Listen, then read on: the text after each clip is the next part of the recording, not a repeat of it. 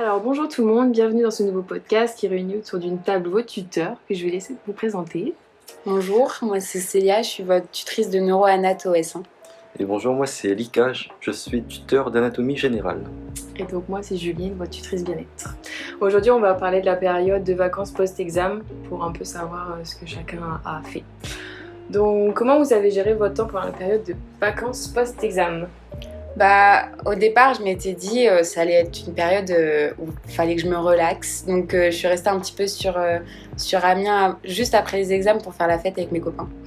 Ça faisait du bien. Déjà, ça vide la tête, puis on est content d'avoir arrêté le semestre. Et puis après, je suis rentrée chez mes parents. On a fêté les fêtes de Noël avec toute ma famille. Ça faisait du bien aussi. Et puis le nouvel an qui est arrivé assez rapidement derrière avec les copains, quoi. Et puis après, je m'étais dit j'allais peut-être travailler, mais en fait, c'est resté juste une idée et j'ai continué de me reposer parce que j'avais pas du tout la foi de travailler à nouveau. Et du coup, voilà, je me suis vraiment reposée pendant ces vacances et c'était assez sympa. Alors, je vous invite à faire de même puisque j'ai divisé mes vacances en 3 parties. J'ai fait la première semaine, enfin les premiers jours, je me suis occupé de ma fiche projet professionnel. À ne pas oublier parce que ce serait dommage de rater son année à cause de cette chose. En fait, j'ai pris 2-3 jours pour vraiment tout finir. Comme ça, j'étais vraiment sûr d'être tranquille pour le reste des vacances. En deuxième partie, eh bien, je suis allé en montagne. Je suis allé skier. Ça vide bien la tête.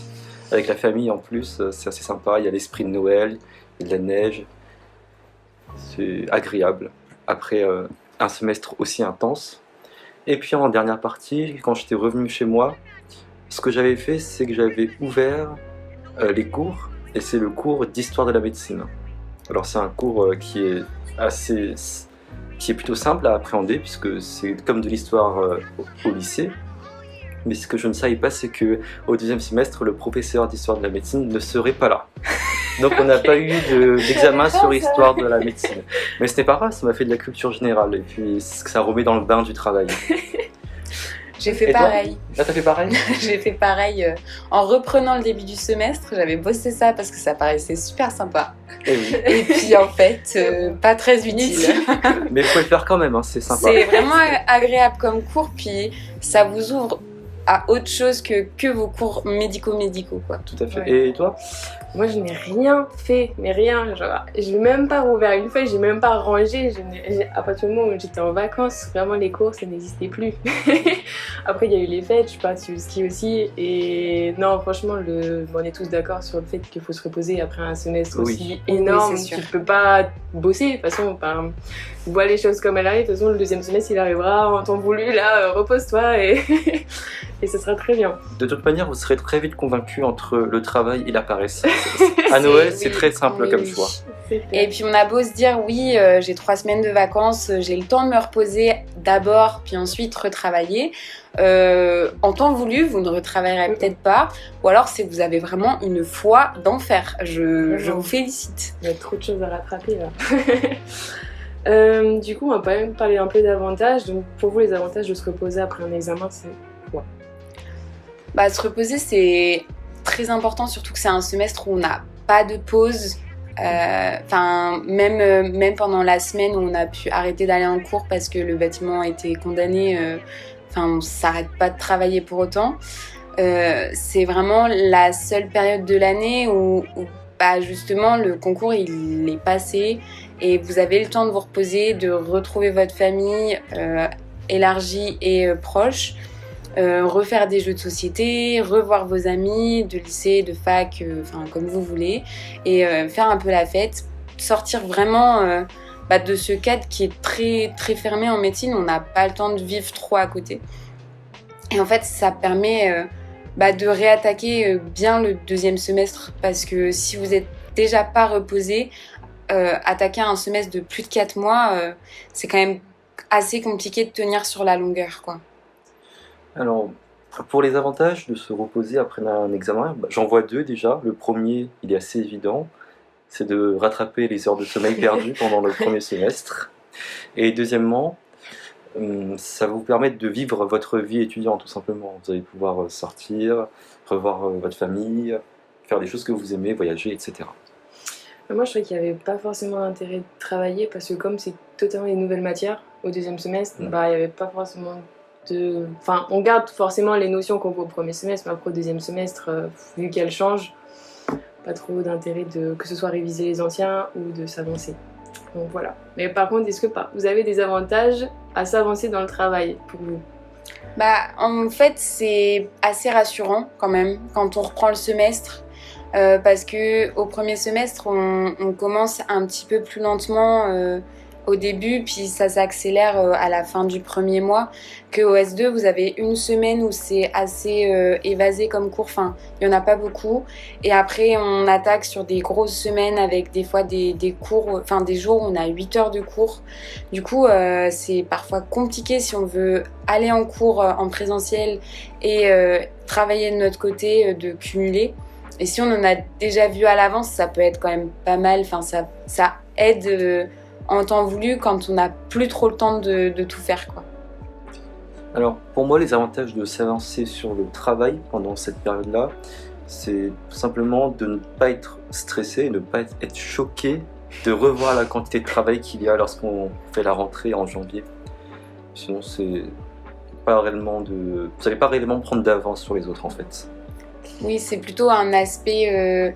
C'est psychologique. Ouais, c'est plutôt psychologique que réellement utile dans votre travail, mais c'est vrai que reprendre... Enfin, moi, je sais que la période la plus compliquée de mon année, ça a été la reprise au S2, où j'ai vraiment cru que j'allais arrêter parce que... En fait, je n'arrivais pas à me remettre dans le travail et j'avais peur de prendre du retard et tout ça. Et en fait, après, j'ai un peu regretté de ne pas m'être remis un tout petit peu au travail pendant l'année parce que je me disais, mais en fait, ça m'aurait remis au travail et ça m'aurait déstressée dans ce début de deuxième semestre. Et c'est vrai que c'était une période qui était d'autant plus stressante qu'on a peur de prendre du retard. Mais en même temps, on vient de vivre un moment où on était tranquille, pépouze à sa maison. Et c'était assez agréable. Donc, c'est un moyen de reprendre doucement les choses, de remettre le train en marche, quoi. Ok. Alors, et toi, Julie? Pardon. Bah franchement, j'avoue que j'étais pareil que toi, Célia. C'était hyper compliqué en janvier là de reprendre. C'était, enfin, faire un cours vraiment, t'étais essoufflée à la fin, carrément. Enfin, rien que de te remettre et tout dans le bain, même faire 2 cours dans ta journée, c'était déjà trop. Ouais. Donc oui, forcément, si vous avez cette peur-là de commencer un petit peu peut-être plus tôt à travailler, histoire de se remettre dans le bain entre guillemets.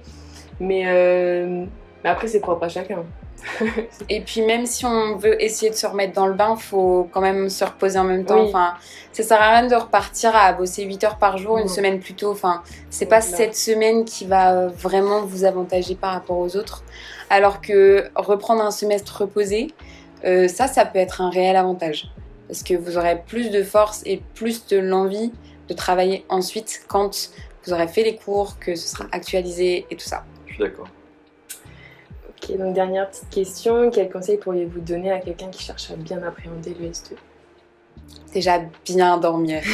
Vraiment, le sommeil. Le sommeil, il est ultra important. À la fin du S1, moi je faisais des nuits de 15 heures. Et c'était pas une blague. Je dormais 15 heures par fatigue de mon S1. Et bon, après, heureusement, pendant les vacances, je dormais un peu moins à la fin. J'ai pas passé 3 semaines à dormir 15 heures par nuit.